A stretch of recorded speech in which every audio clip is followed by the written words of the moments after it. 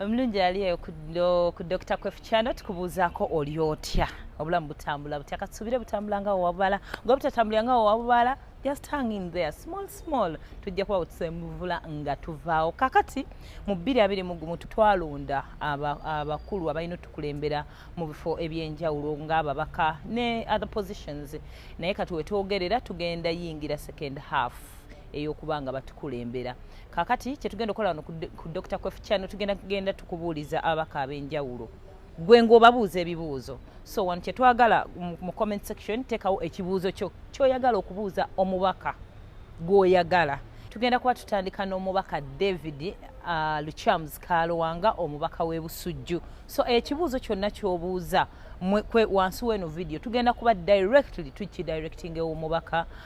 Honorable David Luchams KALWANGA obeeko by'omubuuza omanye obeere ng'omutegeera omubakawo ebibuuzo bimugenda omubuuza byetugenda okuba nga tumubuuza tetugenda kwetumiikiriza oli wa ddembe ogenda under the comment section tugenda tubijja because twagala eno channel we want to talk with you, we want to engage with you tetujja wano kubasomesa mutusomesa bwe twesomesa omubakawo tugenda kuba tumuleeta ng'addamu ebibuuzo ebyo bawamubuuza kati bw'obanga gw'omu bano